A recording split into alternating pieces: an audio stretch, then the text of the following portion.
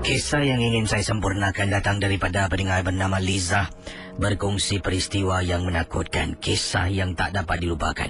Katanya Casey, waktu itu saya sebenarnya sedang memandu kenderaan dan secara lazimnya saya tidak memandu.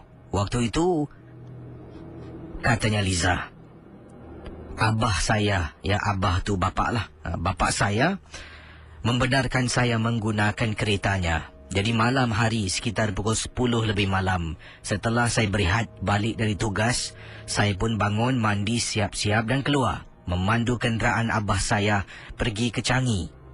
Jadi teman saya telah pun mengarahkan saya Changi, kapak nombor berapa. Saya pun mencari kapak tersebut kerana barbecue pit yang dijalankan oleh rakan saya berdekatan dengan kapak yang disebutkan oleh rakan saya. Saya pandu sampai saya telajak berada di kawasan Changi Coast Road.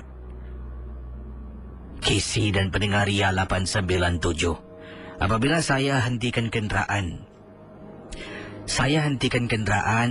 saya berbual dengan teman saya di tepi jalan di telefon dan saya tanyakan teman, "Korang kat mana ni? Aku dari tadi pusing-pusing tak jumpa." Jadi akhirnya teman saya ni, itu kali ketiga atau empat saya telefon, teman saya tanya saya di mana. Bila saya katakan saya berada dekat Changi Coast Road, teman saya kata, "Kau tunggu di sana, nanti aku datang, kita naik motor, kau ikut dari belakang." Jadi saya kata okeylah. Saya pun letak telefon dan tunggu rakan saya yang akan menunggang motosikal untuk tunjukkan jalan ke mana, di manakah mereka berada. Pendengar Ria 897, sedang saya tunggu Casey, sedang saya tunggu teman untuk datang. Saya perasan sebelah kiri saya merupakan tempat jogging track ataupun cycling track dan sebelah kanan saya merupakan lapangan terbang, iaitu runway track untuk kapal terbang. Jadi sedang saya duduk tengok kapal terbang, ada yang mendarat, ada yang terus terbang, ada yang katanya sedang nak terbang. Jadi saya tengok sebelah kiri pula. Saya terperanjat Casey apabila ternampak ada seorang budak perempuan, rambutnya panjang sampai ke punggung, sedang jalan seorang diri. Seorang jalan. Waktu tu dah hampir 11 suku malam kalau tak silap saya. Pendengar Ria 897, bila nampak budak tu sedang berjalan seorang diri, tumpuan saya dah beri pada budak yang dimaksudkan. Saya lihat dia jalan perlahan-lahan Casey. Lama-kelamaan, bila saya tengok, saya tertanya pada diri saya, "Astaghfirullahalazim, budak ni berjalan ke terapung? Sebab cara dia berjalan seolah-olah bukan macam berjalan, macam dia sedang terapung-apung, gliding on air," katanya Liza. Jadi saya perhatikan, cuba tengok kaki tak nampak. Sebab dress, baju panjang yang dia gunakan labuh sampai ke lantai. Dia bergerak Casey perlahan-lahan. Jadi Liza mengatakan, saya sampai naik takut. Meremang bulu rumah saya dibuatnya. Jadi saya pejam mata dan saya kata dalam hati, "Ya Allah, tolonglah lindungi aku daripada gangguan iblis dan syaitan," kata Liza. Saya buka mata, budak tu dengan sekelip mata boleh hilang Casey. Mustahil budak tu boleh hilang. Changi Coast Road panjang. Kalau dia lari depan pun saya boleh nampak. Dia lari ke belakang pun saya toleh boleh nampak. Melainkan dia lari masuk dalam hutan. Pendengar Ria 897, beberapa minit kemudian setelah budak tu hilang, kawannya pun sampai menunggang motosikal. Mereka suruh saya buat U-turn. Jadi saya pun pusingkan kereta saya untuk patah balik ke kawasan Changi Village bersama dengan rakan yang menunggang motosikal di bahagian hadapan. Itulah peristiwa pengalaman saya ketika saya memandu sesat jalan di Changi Coast Road dari seorang pendengar yang bernama Liza. Terima kasih Casey dan selamat tengah malam. Saya akan teruskan dengan kisah selanjutnya dalam rancangan MJ12 dan awal tadi kisah dari Liza berkongsi sampai sesat di Changi Coast Road. Mungkin ada yang pernah memandu di sana, mungkin ada yang belum pernah memandu Changi Coast Road. Baik, selanjutnya ingin saya ketengahkan peristiwa ini. Ini merupakan kiriman email juga, datangnya daripada Atan. Atan berkongsi pengalaman yang menakutkan berlaku. Kata Atan, "Apa khabar Casey?" "Khabar baik. Saya ni seorang pengawal keselamatan dan memang Setiap hari saya bertugas, kalau shift malam ke shift petang ke, akan ada 2 atau 3 pengawal keselamatan. Selalunya paling-paling pun mesti ada seorang partner ataupun seorang rakan yang akan bertugas dengan kita. Jadi tengoklah, kadang-kadang tempat lain memerlukan orang, jadi tempat kami menjadi 2 orang. Seorang akan dihantar ke tempat yang lain, bukan bangunan yang sama, tapi tempat yang lain di bawah jagaan syarikat saya bertugas. Jadi apa yang berlaku? Kata Atan, kisah yang ingin diketengahkan, saya waktu itu jaga malam seorang diri. Seorang rakan harus bergegas pulang. Jadi tidak ada seseorang boleh cover ataupun ambil alih teman yang tiba-tiba sedang bertugas kena ambil urgent leave kerana ada kematian. Nenek saudaranya meninggal dunia. Jadi Atan menceritakan, bila kami mula bertugas, teman saya sekitar pukul 10 malam mendapat panggilan daripada rumah mengatakan nenek saudaranya meninggal dunia, dan dia minta izin lah. Terutama sekali dia minta izin saya sebab katanya majikan boleh lepaskan dia sekiranya saya setuju untuk buat seorang diri. Jadi seorang rakan dalam keadaan memerlukan, siapa yang cakap tak nak? Ini kan orang meninggal. Jadi saya pun kata tak apalah, engkau pergi, aku jaga seorang. Dia tanya saya, boleh tak? Minta maaf lah, minta maaf. Tak apa, kau pergi je, aku jaga seorang. Jadi akhirnya dia pun telefon majikan. Majikan membenarkan setelah saya setuju untuk menjaga bertugas malam itu seorang diri. Pendengar Ria 897. Bila Atan pulang sekitar 10 suku malam, saya mula jaga seorang. Dan kita ni harus buat clocking. Setiap 2 jam kena buat clocking. Dan kesemuanya ada 13 checkpoint untuk kita clocking. Bangunan yang saya jaga merupakan bangunan pejabat yang hanya beroperasi 9 pagi sampai 5 petang. Dan paling-paling kalau ada yang overtime sampai 7 malam. Yang lain semua akan pulang. Jadi selepas 7 malam, lazimnya bangunan itu akan kosong, tidak akan beroperasi. Hari yang saya jaga kebetulan hari Khamis malam Jumaat Kisi. Dan pendengar Ria 897, kata Atan, bila tiba pukul 12.30 malam, ada satu lagi clocking timing. Saya harus keluar, tinggalkan guard house untuk buat 13 checkpoint clocking. Jadi saya pun kunci pintu guard house, saya letak depan papan tanda itulah on patrol, nanti akan kembali. Jadi saya pun ambil clocking device, saya jalan di checkpoint yang pertama, checkpoint yang kedua, yang ketiga, dan bila sampai di checkpoint yang ketujuh. Checkpoint 7 tepi tandas belakang bangunan. Di belakang bangunan ada tandas. Tandas ini lazim digunakan oleh pembersih-pembersih, pekerja-pekerja bangla yang bertugas. Jadi mereka akan gunakan tandas sebelah belakang. Dan kisi tandas di belakang ni kisi memang jarang dibersihkan. Kalau jalan dari jauh dah boleh bau kisi. Tandas tu busuk sangat-sangat.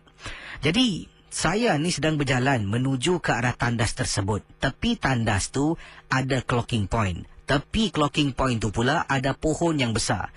Pokok tu pula kisi, pendengar Ria 897 kata Atan, ada shrine, iaitu tempat Cina sembayang yang warna merah. Lazimnya diletakkan joystick dan limau. Jadi benda tu ada diletakkan pada pohon di tepi tandas. Dan pendengar Ria 897, apa yang berlaku, kata Atan, amat memeranjatkan dan menakutkan. Saya akan kembali selepas pesanan-pesanan berikut ini untuk beritahu anda lebih lanjut tentang kisah ini sebentar nanti. Kita teruskan kisah dari Atan. Jadi Atan kata, checkpoint yang ketujuh tepi tandas yang tidak begitu bersih lah. Tandas yang baunya busuk. Tandas itu tepinya ada clocking point. Tepi clocking point tandas itu juga ada sebatang pohon. Dan sebatang pohon itu dijadikan tempat rakan-rakan bangsa Cina ni sembayang lah. Jadi ada katanya ada shrine warna merah yang lazimnya diletakkan joystick dan juga buah-buahan sebagai offering. Jadi pendengar Ria 897, Atan kata dia ternampak sesuatu yang menakutkan sangat-sangat. Waktu itu di luar tandas tu memang ada tong sampah. Tong sampah tu sebenarnya adalah tanggungjawab pekerja pembersih untuk bersihkan. Jadi kata Atan, saya terperanjat apabila ternampak ada seorang perempuan sedang duduk menyangkung depan tong sampah di hadapan tandas yang busuk dan kotor. Kisi, saya memang benar-benar nampak. Tapi saya tak nampak siapa dan apa yang dia buat. Bila saya nak menghampiri clocking point nombor 7, dari jauh tandas yang busuk tu tiba-tiba bertukar menjadi sesuatu yang harum dan wangi. Meremang bulu rumah saya sebab wangian yang saya bau tu membuat saya rasa takut. Takkanlah wangi macam ni. Saya pun kata Atan berhenti seketika. Nak pergi tak nak, nak pergi tak nak. Saya tinggalkan. Casey, saya tak buat. Clocking yang ke-7 saya tinggalkan. Saya pusing satu pusingan yang jauh untuk pergi ke clocking checkpoint nombor 8, nombor 9 sampai yang ke-13 dan saya kembali ke guard house selepas itu. Masuk dalam guard house, Casey dan pendengar Ria 897 termengah-mengah sebab ketakutan. Meremang bulu rumah saya dibuatnya. Bila berada di dalam, saya teringat Casey. Saya nampak di hadapan tandas tadi, nampak ada tong sampah. Dan Casey, tong sampah yang saya nampak bukan yang biasa. Kalau tak silap saya, tong sampah itu adalah tong sampah milik tandas wanita, tempat mereka buang barang-barang peribadi. Casey tahulah, wanita ni setiap bulan kan ada perkara-perkara yang mereka harus lalui. Jadi itulah tong sampah mereka buang benda tersebut. Bukan tong sampah yang biasa di luar tandas. Jadi saya rasa kemungkinan, saya tak pasti dan tak boleh mengesahkannya. Mungkin pembantu ataupun katanya sini mungkin pembersih, kata Atan, terlupa nak buang, kosongkan tong sampah yang berisi lampin wanita, telah pun mengundang benda tu yang duduk di tepi pokok. Saya tahu saya nampak bentuk tubuh macam manusia. Siapa yang nak pergi tengok, Casey? Dah ternampak, larilah, Casey. Itulah peristiwa pengalaman saya. Tolong ketengahkan ya, dari Atan. Terima kasih dan selamat tengah malam. Okey teman, misteri jam 12 ini kiriman SMS daripada Cik Jenab namanya Jenab, J-E-Y-N-A-B. Nama comel betul Cik Jenab kata, apa khabar Casey? Assalamualaikum. Waalaikumsalam warahmatullahi taala wabarakatuh. Casey, Cik Jenab ingin berkongsi pengalaman ini berlaku 3 tahun yang lalu dan ini berlaku di bekas rumah Cik Jenab yang terletak di kawasan Commonwealth. Casey, Cik Jenab kata tinggal di salah sebuah flat. Saya tak nak sebutkan nombor bloknya sebab dia sebutkan nombor blok. Tapi di salah sebuah flat di Commonwealth, atas bukit. Kalau Casey sebut nombor blok ni, ramai yang tahu tentang blok ini. Memang Casey, banyak-banyak benda pernah berlaku di sana. Dan Casey, 3 tahun yang lalu, beberapa minggu sebelum nak berpindah, macam-macam gangguan. Seolah-olah rumah tu, penunggu dalam rumah ke tahu yang kami sekeluarga nak berpindah ke tempat yang baru. Jadi Cik Jenab menceritakan. Cuba Casey bayangkan, malam hari tengah tidur, boleh rasa orang tarik-tarik kaki. Pada mulanya ingatkan mungkin kaki ini simpul biawak ke semut-semut ke, kata Cik Jenab. Tapi lama-kelamaan bukan saja katanya Cik Jenab yang terkena, malah anak gadis Cik Jenab yang berusia 17 tahun pernah tanya. Katanya, Mama, semalam malam Ayu tidur rasa macam ada orang tarik kaki.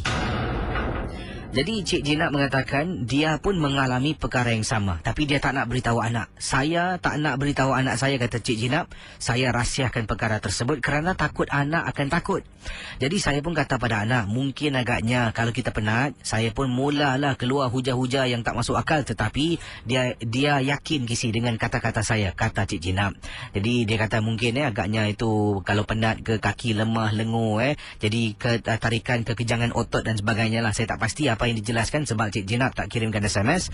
Tapi yang kisah selanjutnya ni, anak juga beritahu, Mama, semalam malam tengah tidur ada orang tarik-tarik lagi ibu jari. Macam ada sesuatu. Jadi saya pun tanya, jadi Ayu buat apa? Anak saya kata, Ayu terbangun lah. Bila bangun tengok depan katil tak nampak apa-apa. Saya pun diam. Casey, minggu yang terakhir benda ni dah main kasar. Saya cuma setakat kena tarik-tarik kaki. Bila bangun tengok tak ada apa-apa. Anak saya Casey, minggu yang terakhir, sedang dia nyenyak tidur, benda yang sama berlaku.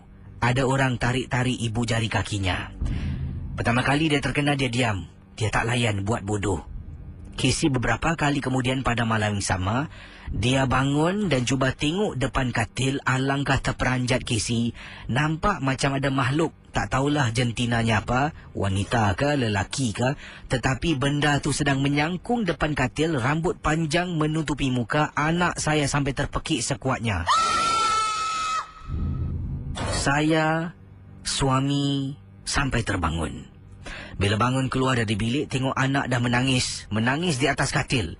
Buka lampu, anak masih menangis. Cuba tenangkan dia. Dan malam tu, untuk malam-malam berikutnya sebelum berpindah, saya temankan anak setiap malam. Tidur bersama dengan dia. Tapi tak nak tidur atas katil. Dia nak tidur di lantai, Casey. Saya temankan dia tidur di lantai. Pendengar Ria 897, sekarang ini, bila Cik Jinab katanya temankan anaknya untuk minggu yang terakhir sebelum pindah ke rumah baru, saya tidur di atas lantai dengan anak sebab anak takut nak tidur di atas katil. Jadi apa yang berlaku? Anak saya tidur, mukanya menghadap almari. Saya tidur, wajah saya, muka saya, badan saya menghadap bawah katil anak. Casey. Sedang nyenyak tidur, saya terbangun di waktu malam. Dan terperanjat Casey apabila ternampak di bawah katil, macam ada nenek tua rambut putih sedang baring di sebelah saya. Bila saya nampak, saya pejam mata istighfar, badan saya pusingkan dan terus peluk anak saya. Belakang saya macam ada kuku, satu jari garuk dekat belakang Casey. Saya langsung tak nak bergerak.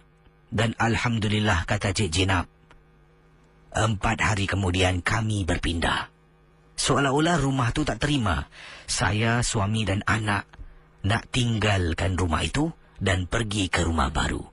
Terima kasih. Dan selamat tengah malam, Casey. Pendengar Ria 897, kisah daripada Puan Jinab berkongsi pengalaman. Saat-saat beberapa hari terakhir tu, bila nak tidur tu, tiba-tiba dapat rasakan bila dia pusingkan badan setelah ternampak. Dia tak pasti, tapi dia rasa mungkin macam nampak nenek tua baring bawah katil anaknya. Dia pun pusing, peluk anaknya yang tidur sama dengan beliau di bawah katil. Dan tiba-tiba rasa belakang ada macam orang garuk dengan satu jari. Ayolah, Puan Jinab lagi boleh pusing. Kalau saya dah nampak bawah katil tu macam ada benda, saya bukan pusing. Sebab pusing membelakangi benda tu, tak tahu apa dekat belakang. Saya akan kejutkan anak, suruh dia tidur dengan saya ke dekat luar lah. Ruang tamu lagi selamat lah. Ya, rapat-rapat dengan tembok pun baik lah. Itu pengalaman yang menyeramkan berlaku di salah sebuah blok di Commonwealth. Itu estate perumahan, salah satu estate perumahan yang lama. Kalau dulu saya tinggal Tanglin Halt. Kalau naik taksi selalu saya dengar ibu kata, Tanglin Halt Cap Lau. Ingat lagi tak? Siapa sini teman-teman di Facebook yang tinggal di Tanglin Halt? Jadi naik taksi, Uncle Tanglin Halt Cap Lau. Dia tahu bagaimana kan? Wah, pandu. Dan dulu di belakang sana tu ada rel kereta api. Sekarang Malaysia dah ambil balik lah besi-besi dan kayu-kayu mereka. Jadi belakang tu dah jadi macam satu jalan yang panjang lah. Jadi di sana pun dulu saya dengan rakan-rakan tangkap spider dekat rel kereta api tu. Dulu kenangan lah, masuk dalam kotak mancis, kotak kaset. Itu dulu. Baik, kita akan teruskan dengan pengalaman misteri anda. Dan mungkin anda yang menetap di kawasan Tanglin Halt, berdekatan dengan rel kereta api itu, pasti juga ada kenangan-kenangan, pengalaman-pengalaman misteri yang berlaku di sana. Di sini sebelum saya jawab panggilan, ada pendengar kita yang berkongsi daripada Syafiq katanya. Apa khabar Casey dan Assalamualaikum. Waalaikumsalam warahmatullahi taala wabarakatuh. Saya ingin berkongsi sesuatu. Yang ini adalah kisah tentang bekas kekasih abang saya. Saya ingat lagi waktu petang tu saya duduk di rumah sedang menonton TV. Abang saya pula katanya sedang on the way nak balik, bawalah kekasihnya. Konon-konon nak tayanglah pada ibu. Jadi ayah saya di rumah, ayah saya tidak ada di rumah, cuma ibu saya dengan pembantu rumah sahaja yang ada. Dan Casey, katanya Syafiq, bila abang saya dalam perjalanan, dia suruh saya kemas rumah, jangan berselirak, katanya nak dekat sampai. Jadi saya pun bangun, buatlah apa yang patut dengan pembantu rumah. Jadi kemudian lat beberapa minit abang saya pun beri salam. Dia beri salam, dia masuk ke dalam. Kemudian saya dapat lihat kekasih abang saya ni mati-mati tak nak masuk dalam rumah. Tak apalah. Malaslah nak buka kasut. Casey, hairan, malas nak buka kasut. Kasut tinggi, takkanlah berapa susah nak buka sepatu masuk ke dalam rumah. Kalau pakai kasut high cut ke dengan tali nak kena buka satu persatu tu faham. Tapi dia tak nak. Mak saya sampai keluar. Panggil dia masuk. Tak apa cik. Saya malas nak buka kasut cik. Kaki saya sakit tak sedap. Jadi akhirnya pembantu bisik di telinga saya. Kamu tengok di atas. Di atas pintu kamu ada apa itu? Saya tengok dia, kenapa ya bu? Nanti aku jelaskan. Jadi akhirnya dia pun duduk di luar. Abang saya masuk ke dalam rumah. Makan sekejap. Dia mati-mati tak nak masuk. Ibu saya sampai rasa pelik. Kenapa budak ni tak nak masuk? Jadi setelah abang makan, abang dah solat, abang pun keluar. Sambunglah. Mereka dah berlalu pergi. Jadi pembantu panggil. Saya, kata Syafiq, dengan ibu. Ibu tanya, kamu tahu enggak kenapa dia enggak mau masuk? Ibu, atas rumah ibu tu ibu letak barang kan? Iya, kenapa ya? Barangkali pacarnya Ridwan tu Syafiq lah, abang kepada Syafiq memakai susuk. Casey, kata Syafiq, di atas pintu rumah ibu saya ada gantung daun kelo. Dengan juga letak besi berani. Tak tahulah benda tu yang ada digunakan oleh budak perempuan tu susuk ke, santau ke, ataupun barang lain. Tapi mungkin kerana itu, kami tak pasti, tapi mungkin kerana itu dia tak nak masuk ke dalam rumah. Memang benar Casey. Lat 2 minggu abang saya dengan dia putus. Tidak dapat teruskan berhubungan. Terima kasih. Selamat tengah malam Casey. Itu tadi adakah anda rasa memang budak tu tak nak buka sepatunya, tumit tingginya sebab kakinya sakit ke, leceh ke, ataupun anda rasa ada kaitannya dengan sesuatu, daun kelo yang digantung depan pintu rumah dan besi berani yang digantung. Tapi ingatlah apa jua, misteri jam 12 hanya satu hiburan. Jangan sampai kita salah akidah sudahlah gantung tu semua tak baik. Baik, bersama dengan saya. Hello, selamat tengah malam. Hello. Siapa bercakap ni? Iskandar dari seberang Tambak Johor Bahru. Iskandar. Ini kawasan mana Iskandar ni? Kawasan dekat Tampoi. Oh, di Tampoi. Dan Iskandar, pengalaman anda berlaku di mana? Dalam rumah, luar rumah, di mana? Saya ni dekat luar lah. Saya sebab suka belajar sambil dengan misteri sampai pukul 2. Okey, terima kasih. Lepas tu bila saya belajar setiap malam tu sambil dengan misteri. Lepas tu satu hari ni saya belajar sampai malam. Lepas tu saya belajar. Saya nampak ada seorang makcik ni. Dia lalu sana sini. Saya kata, kenapa dengan makcik ni ya? Lepas tu dia lalu lagi. Tanpa henti lalu. Saya cakap, kenapa lah makcik ni? Ulang alik. Saya keluar, saya masa dah kunci gate. Saya buka balik gate saya. Saya tengok mungkin ada hal ke makcik ni. Saya keluar, lepas tu tiba-tiba makcik tu dah hilang. Saya cari mana lah makcik ni. Batuan Casey. Tiba-tiba saya rasa ada macam tiba-tiba. Hello. Ya, silakan teruskan. Saya tiba-tiba tengok makcik tu Casey. Rupanya dia duduk dekat atas pokok. Ni yang saya tak percaya. Tiba-tiba dia boleh berubah jadi kakak cantik. Dia duduk atas pokok. Lepas tu daripada tu saya terus lari dan dan saya dari sejak tu dah tak berani belajar malam. Saya terus dengar misteri dalam bilik je. Terima kasih Okey. Kembali itu Iskandar daripada seberang Tambak berkongsi pengalaman.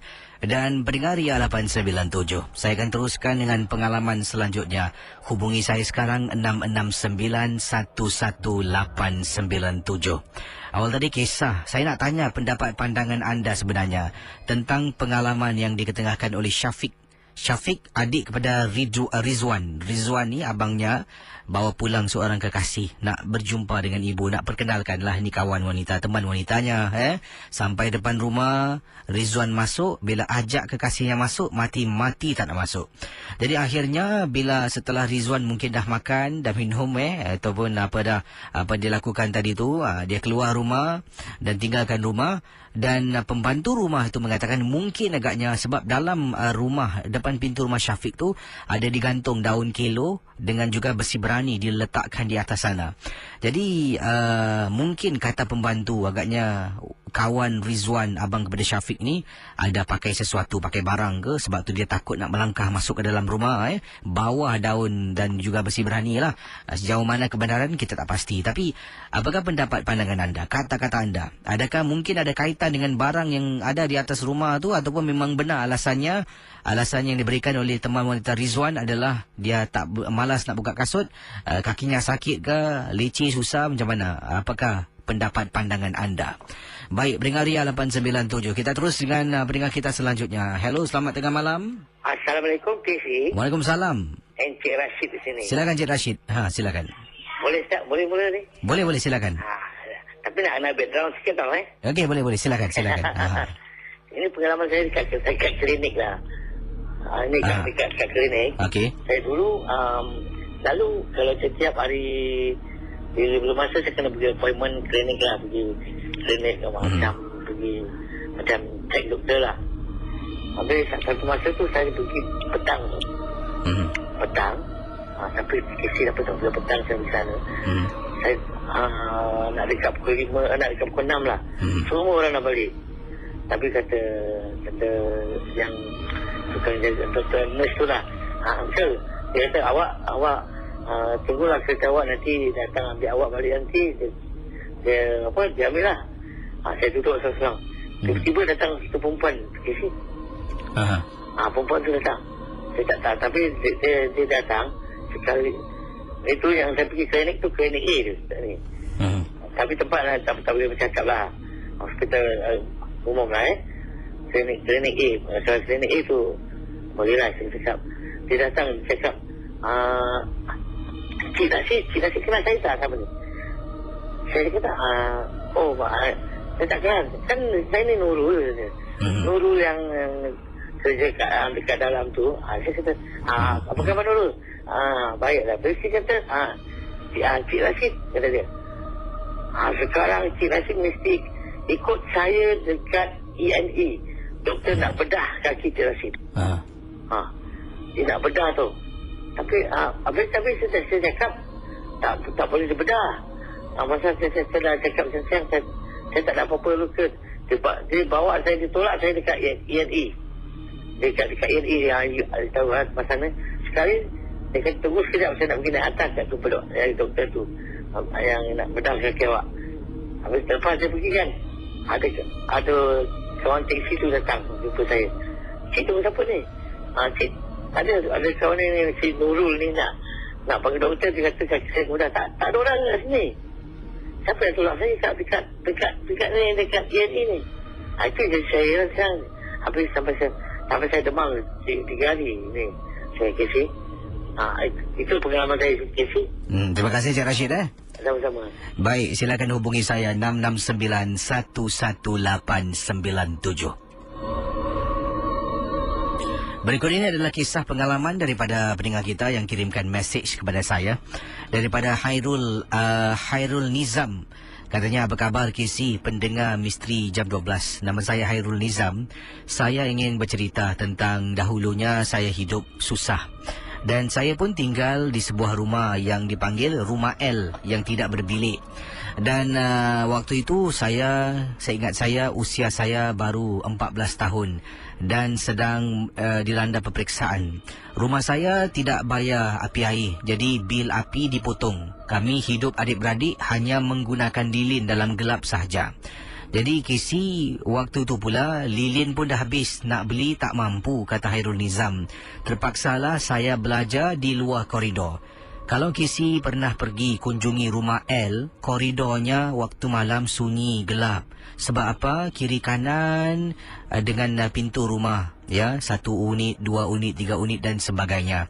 Jadi saya pun berdiri ataupun duduk di luar rumah, buka pintu rumah yang gelap. Dalam rumah tu hanya ibu saya sedang tidur dan abah saya waktu tu entah ke mana Casey. Sebab kami hidup memang susah. Tapi apakan daya, tidaklah ini menjadi satu penghambat untuk saya terus belajar. Dan terkena pula pada minggu itu, minggu peperiksaan. Jadi Hairul Nizam mengatakan, saya duduk di koridor menggunakan cahaya lampu dari koridor untuk ulang kaji pelajaran. Saya sempat lagi Casey bentang tikar supaya tak sejuk sangatlah bila saya duduk. Sedang saya tulis, saya terperasan ujung koridor dekat tangga. Mula-mula ada orang jenguk. Saya pusing, nampak ada orang jenguk lama Casey. Jadi saya pun pandang baliklah sebab saya nak belajar dan nak lulus peperiksaan saya kan. Saya tulis. Saya dengar bunyi pak. Satu hentakan yang kuat. Saya tulis lagi. Sebelah ujung Casey nampak lagi kepala orang sedang menjenguk. Jadi akhirnya saya rasa tak sedap hati. Tapi saya kalau masuk rumah, dalam rumah gelap, tak boleh belajar Casey. Saya kuatkan semangat, kata Hairul Nizam. Akhirnya, kali ketiga, sedang saya ulang kaji pelajaran, saya dengar macam benda bersirit. Benda disirit, berjalan, bergerak macam itulah. Saya tulis terperanjat Casey apabila saya terdampak. Casey, wanita bertubuh besar, berpakaian serba hitam. Seolah-olah sedang merangkak menuju ke arah saya. Mukanya ditutupi dengan kain. Kepalanya ditutupi dengan kain. Bajunya jubah hitam panjang. Sedang merangkak perlahan-lahan. Saya terperanjat. Tak sempat pun saya nak tutup buku. Dengan tika-tika, saya gulung sekali buku saya di dalam. Masuk ke dalam rumah dan tutup pintu. Casey, waktu saya menengah 2, sekitar tahun 80-an. Waktu itu saya tinggal di sebuah rumah L di kawasan Bedok North. Kalau Casey tanya pendengar-pendengar yang pernah duduk di sana dulu pernah ada sejarah penampakan hantu kum-kum. Sejauh mana kebenaran, saya tak pasti. Terima kasih Casey kerana sudi membaca pengalaman saya. Dan Casey, untuk pengetahuan Casey, tolong jangan kongsi dengan pendengar. Takut nanti orang meluat pula mendengar kisah saya ni. Tak apalah, ni benda yang baik saya kongsilah. Sekarang ini saya dah ada pun kerja tetap, ada keluarga, dah berumah tangga. Dan Alhamdulillah, rumah ada api, ada air, anak-anak dan isteri cukup makan. Terima kasih. Lepas tu ada smiley face. Terima kasih. Dan baguslah dengan pelajaran itu ia mengubah hidup seseorang lah. Jadi tahniah kepada anda Hairul Nizam yang sudi juga berkongsi pengalaman dalam Misteri Jam 12. Pendengar Ria 897, terima kasih di atas kesetiaan anda. Dan saya tadi terperanjat sekejap. Awal tadi saya ada terima email, katanya ada kisah seram di YouTube. Saya pun klik link. Terperanjat saya bila saya ada uploadkan video pendek itu di Facebook saya. Anda boleh tengok, siapa beranilah. Video ni tak panjang, 11 saat saya rasa. Bila tengok wajah dengan dengar suara tu memang seram. Saya tengok pun terpegun sekejap lah. Saya ada di Facebook saya, anda boleh tengok, anda cuba dengar. Memang menyeramkan. Kalau anda di rumah mungkin ada rakan-rakan, ada mungkin keluarga anda, mungkin kurang seram. Tapi saya sini bawah tanah sorang-sorang dari tadi sih. Boleh terbayang-bayang ah. Ayo. Terperanjat saya dibuatnya. Terima kasih bagi yang mengirimkan tu.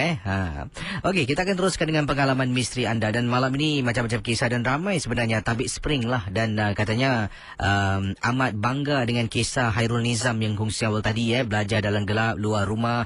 Dan ada yang simpati, ada yang kata satu contoh yang baik lah untuk anak-anak saya. Dan walaupun tidaklah belajar sampai ke Menara Gading, tapi sedikit sebanyak pun dapat mengeluarkan ataupun dapat keluarkan keluarganya daripada lingkaran kesusahan. Jadi baguslah. Satu contoh memang betul kalau kita nak belajar 1000 daya, dalam gelap pun sampai keluar rumah belajar di koridor tahu. Kalau tak nak macam-macam alasan lah, penat lah, tadi besok sekolah lah, inilah tu. Nak berjaya bukan senang, tapi bila dah berjaya akan senang insya-Allah. Baik, kita akan teruskan dengan pengalaman-pengalaman anda. 669-11897 669-11897. Di sini ada pendengar kita yang berkongsi peristiwa daripada Zubaidah, katanya. Apa khabar Kisi? Kabar baik. Saya ni tinggal di salah sebuah kawasan. Di kawasan mana ni? Katanya, oh, jangan sebutkan kawasan rumah saya untuk Kisi saja tahu. Okey. Saya tak akan sebutkan, ini amanah lah anda dah suruh. Baik, katanya Zubaidah di salah sebuah kawasan di Singapura. Rumah saya di tingkat 3. Kisi, betul-betul depan rumah saya ni ada pokok Kisi. Besar sangat pokoknya. Dan pokok ini semakin hari membuat saya rasa takut. Pernah sekali tu saya balik kedai. Waktu tu sekitar 6 lebih petang. Jadi saya nak masuk dalam rumah, suami saya tu berada dalam bilik lah, sedang menonton TV. Dan saya pun buka pintu, keluarkan kunci. Tiba-tiba rasa macam di belakang saya ni ada benda. Jadi bila tulis setiap kali tak nampak apa-apa. Sampailah satu hari apabila suami saya sedang menonton TV dengan saya. Jadi bila cerita yang kami tonton di televisyen tu sekitar 12 lebih tengah malam dah habis, suami pun masuk bilik. Saya pun katanya di sini ke dapur untuk minum air. Setelah selesai minum air, saya perasan suami saya lupa nak tutup pintu. Saya menghala ke arah pintu. Belum sampai pintu Kisi, saya nampak dekat pokok macam ada kepala sedang memerhatikan saya yang sedang nak tutup pintu. Benar Kisi. Terus saya batalkan niat. Saya kejut suami saya yang sedang baring dah ada tidur. Saya kata, bang, kenapa tak tutup pintu? Suami saya sampai marah. Awak ni dah nampak, tolong tutupkan. Jadi saya suruh suami tutup. Suami dah tutup. Suami masuk dalam. Bising mengomel tak henti. Baru saya beritahu dan dia pun terperanjat. Dan sejak kejadian itulah, hari demi hari saya rasa macam ada sesuatu tak kena dengan pokok. Jadi pada satu hari ini, entah macam mana kata Zubaidah, saya ni baru balik dari pasar. Jadi sedang berjalan, tiba-tiba tergerak hati untuk periksa pokok betul-betul di depan rumah. Saya pun menghampiri pokok tersebut dengan barang pasar kiri kanan. Saya pusing, terperanjat. Dekat belakang pohon tersebut yang membelakangi rumah saya lah, ada paku. Bukan satu, malah 2 paku dipaku pada pohon itu. Dan saya tak pasti apakah sebenarnya paku tersebut ada di pokok itu. Mungkin sebelum ni ada orang buat kerja kahwin, diikat kemah, ataupun memang pokok tu ada sejarah. Seram saya dibuatnya. Terima kasih dan selamat tengah malam Kisi. Pendengar Ria 897. Bersama dengan saya kita ada Firdaus. Apa khabar Firdaus? Baik. Ini buat panggilan dari mana Firdaus? Daripada Woodland. Dan pengalaman Firdaus tentang apa ni? Silakan. Ni waktu kerja di salah sebuah hotel di Singapura. Yang saya boleh describekan ni dekat City Hall lah. Dalam City Hall lah. Okey, saya sebagai security guard lah dekat sebuah hotel tu. Okay, waktu tu saya shift malam, second night lah. Jatuh pada hari Jumaat kalau tak silap saya. Okay, waktu tu saya dengan supervisor. Okay, selalunya security kena buat macam clocking, tapi untuk hotel kita orang more on defect macam ambil gambar kalau misalnya ada benda yang macam kalau lampu biru ke apa kita kena ambil gambar. Okay, waktu tu saya kat tingkat 24 dekat Just Lift Landing. Saya dengan supervisor saya, dia ni Christian tapi dia tak percaya pada hantu lah. Kita berbual lah, kita cerita pasal hantu ni. Jadi tiba-tiba lepas tu one of the lift punya lift landing terbuka. Dengar macam ada orang jalan. Jadi kita orang stop ambil gambar. Jadi apa tu alih-alih berhenti. Saya tak ada orang keluar tau daripada lift. Habis saya cakap, saya signal supervisor saya. Macam tengok orang tak ada. Bila lepas dia tengok, tak ada orang. Jadi, okey, saya dah macam tak sedap hati. Saya cakap, okey, jalan. Okay, jalan. Habis kat koridor gas ni, tu ke ujung is like around 20 meter gitu lah, jauh dia. Okay, saya cakap dengan dia, okay, Mel, you go and take it on the left, I go on the right lah. You the pantry in the middle of the corridor. Saya cakap dengan dia, dia cakap okey lah. Okey, kita lah jalan. Dah sampai ujung, saya tengok tempat saya tak ada defect. Apa tu, tak ada benda rosak. Jadi dia lepas saya pusing, saya nampak supervisor saya lari pergi pantry. Saya pun ikut lari lah. Saya ingat ada orang masuk cobor bilik gas ke apa. Jadi bila lepas saya masuk, tak ada orang. Tapi tiba-tiba macam sejuk lah. Padahal waktu malam, lepas pukul 12, pantry tu automatic aircon off. So, it will macam sedikit warm lah. Dah tu, okay, tak apa. Saya diam lah. Okay, tak apa. Agak ni, dia lupa nak tutup aircon ke apa. Kali tiba-tiba, tu saya dengar ada orang bernafas belakang saya. Apa tu bernafas? Jadi saya tengok, supervisor tak ada. Habis dengar tu, okay, tak apa lah. Dah fikir list pensi nak ke tingkat 3 sebab dah rasa susah. Tapi, after that, macam gitu. Terus macam ada orang, saya meeting dengan dia belakang. Dah gitu macam, ni tak supervisor saya cakap, tapi saya tak pusing. Saya cakap, Samuel, jangan tu, don't do stupid things lah. You know right, I a bit afraid of ghosts. But don't play around lah. Tapi dia cakap dengan saya, betul saya try walkie dia, tak dapat.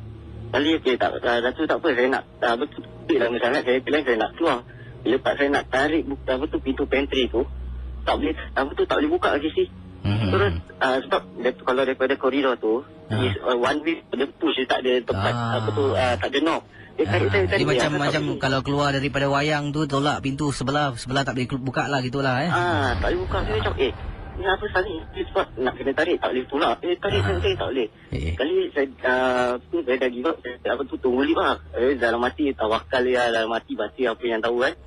Tiba-tiba saya dengar ada orang ketuk pintu pantry. Habis saya siapa tu? Tak jawab. Habis saya cakap bahasa Inggeris lah.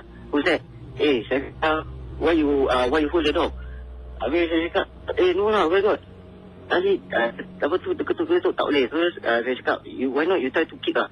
Dia tendang pintu dia punya latch sampai pecah. Jadi dah gitu saya cakap, why you hold the door? Saya cakap, no lah, I never hold the door. I was waiting for the lift. Habis dia cakap dengan saya, okay, never mind. We go down from here, I will we will walk the other until checkpoint. Saya okay lah. Dah gitu sampai checkpoint, kita try tengok CCTV. Kali nak tahu apa Casey, belakang saya Casey, itu kan cantik Casey, cantik dia di belakang saya. Habis saya bila saya tekan lift, saya masuk kat housekeeping ni store. Itu pengalaman itu paling seram lah. Saya kerja waktu shift malam dekat salah satu hotel kat Singapura ni. Terima kasih nasib baiklah. Tapi apa pun yang berlaku, awak ada teman time waktu ni berlaku teman pun kadang-kadang tak boleh percaya juga. Kadang-kadang kalau teman yang bahasa nakal habis. Satu hal lagi macam saya bawa tanah ni sorang-sorang Terima kasih Okey, kembali pengalaman yang menarik ketika waktu bertugas. Yang ini daripada Idham katanya, Casey, selamat tengah malam. Saya ingin berkongsi satu peristiwa pengalaman dan sampai sekarang ia menjadi satu badi untuk saya lah, kerana pengalaman bukan saya tapi milik teman saya. Teman saya setelah kejadian itu terus berhenti kerja, Casey. Kami bertugas di atas kapal. Jadi apa yang berlaku, dia ni merupakan budak yang baru, tapi rakan saya lah, saya yang recommend untuk ikut naik kapal, dan dia juga tanya saya beberapa kali. Dan saya pun ceritakan dekat kapal ni ada penunggu. Kalau ternampak sesuatu, jangan tegur, jangan takut. Kalau Casey tanya mereka yang kerja kapal, pasti semua tahu di dalam kapal yang besar, kapal muatan, tangki minyak semua, ada penunggu. Kadang-kadang penunggu ini akan menyerupai rakan-rakan setugas yang lain. Macam sama Casey, dia akan jalan depan kita akan ingatkan kawan. Nanti bila sedang beberapa saat kemudian kita walkie kawan kita kata dia ada tempat ini dan jaraknya memang jauh, takkan mudah sekelip mata dalam masa beberapa saat rakan kita boleh sampai. Tapi kita hanya diam, jangan tegur dan buat bodoh sudah. Jadi kata Idham, ini berlaku pada seorang rakan, dan setelah lebih kurang sebulan lebih dia ikut naik kapal, akhirnya bila kapal kembali ke Singapura, dia terus tak nak kerja dan letak jawatan. Saya terperanjat. Jadi saya tanya kenapa. Katanya di sebuah bilik lah dalam kapal tu ada satu dipanggil computer room, di mana di situ kita akan gunakan untuk hantar email, gunakan komputer untuk tulis surat dan sebagainya. Jadi kata Idham, rakan saya mengatakan ketika dia seorang diri, sedang yang lain tu ada mungkin tempat bilik tidur, ada yang sedang berada berehat lah di kantin, dia dalam bilik komputer sedang menggunakan komputer. Dia rasakan macam ada sesuatu di bawah meja komputer. Apabila dia menjenguk, terperanjat, ternampak perempuan rambut panjang sedang duduk menyangkung bersembunyi di bawah meja komputer yang dia sedang gunakan. Teman saya kata dia sampai jatuh terduduk, iaitu kerusi komputernya sampai terbalik, jatuh ke belakang. Sejak kejadian itu, kemana saya pergi di atas kapal, dia akan ikut. Dan kalau dia nak ke tandas, dia mati-mati minta saya temankan. Jadi setelah kami pun pulang ke Singapura, berlabur di Singapura, akhirnya dia pun ambillah gajinya dan letak jawatan, dah tak nak lagi kerja di atas kapal. Itu saja, terima kasih dan selamat tengah malam, kata Idham. Wah, adakah benar di atas kapal ada penunggu kapal? Okey, ramai yang terkejut. Ada yang juga kata tak terkejut. Tak apalah, baguslah kalau terkejut, semangat kuat ataupun ada kawan.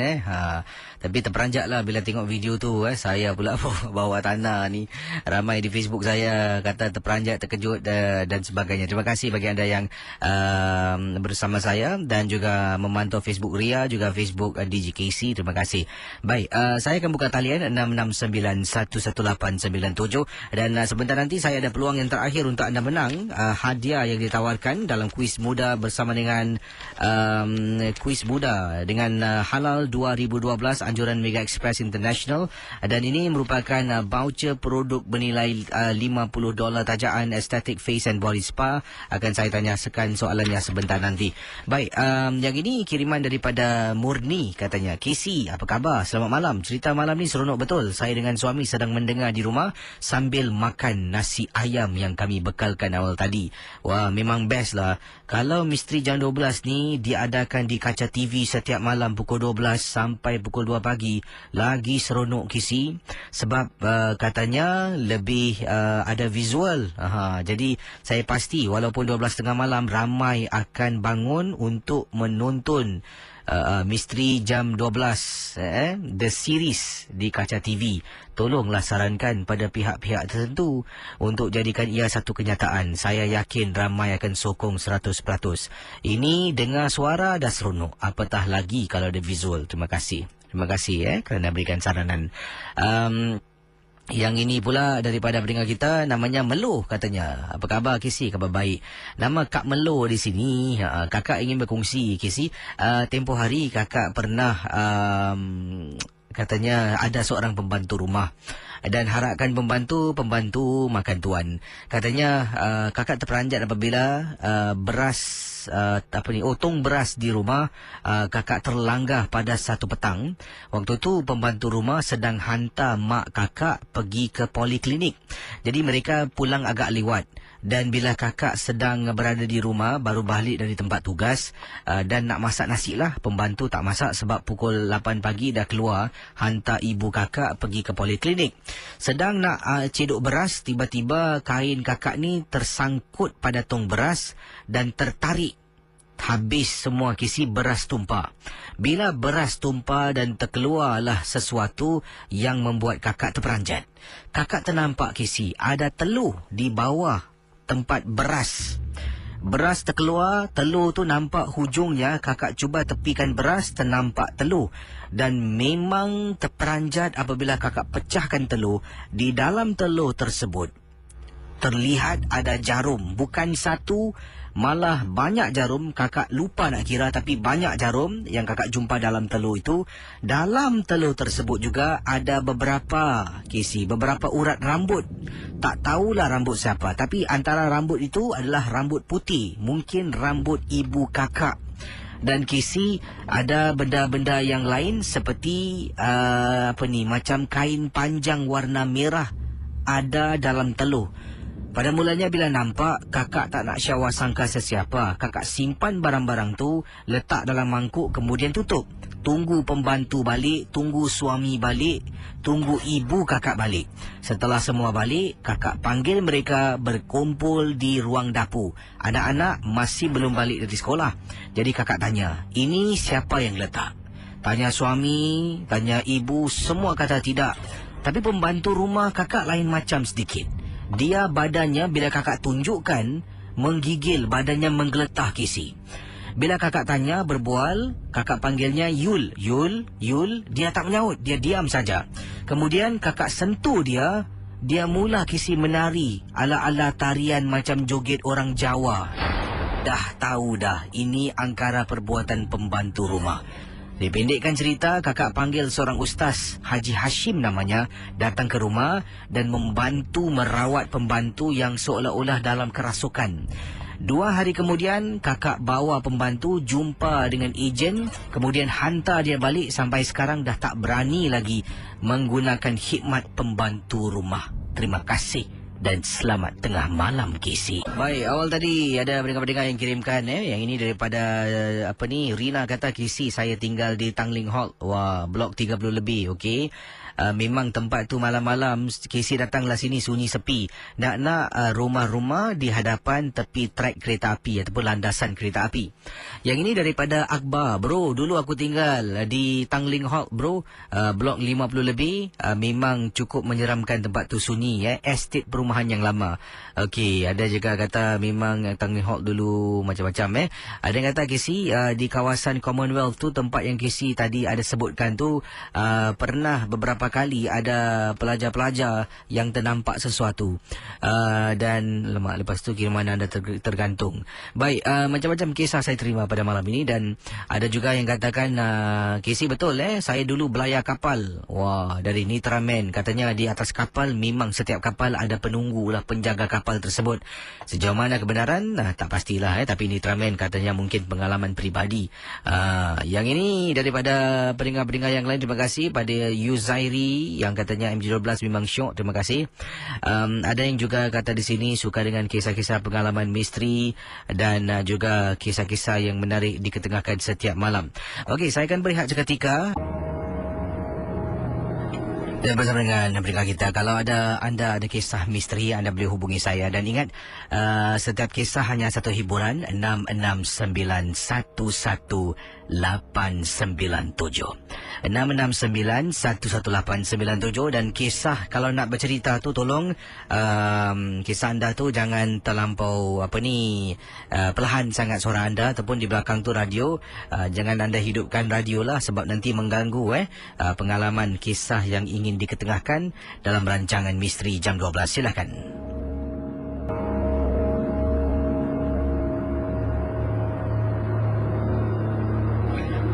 Baru cakap ada yang tak nak ke udara segan sebab tak nak orang kenal suara. Jadi macam mana? Okey, sekali lagi saya minta kerjasama anda. Kalau ingin bercerita, tolonglah yang ingin ke udara. Kalau tak nak, boleh email atau SMS pada saya. Bukan tak nak dengar, saya nak dengar tapi masa ni tidak mengizinkan. Kalau semua telefon tak nak bercerita ke udara, nanti masalah pula kan. Jadi 669-11897 silakan. 669-11897. Hello, selamat tengah malam. Hello, siapa tu? Ya, siapa bercakap ni? Ya? Ya, Cik Mina, ada cerita apa Cik Mina? Ya? Ya? Ya, saya. Ada apa Cik Mina? Ada cerita tak Cik Mina?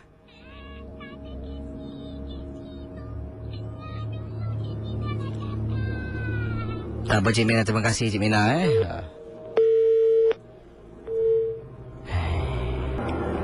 Dari 897. Hello, selamat tengah malam. Selamat tengah malam, Dan. Ya, siapa tu bercakap? Ni Dan. Siapa?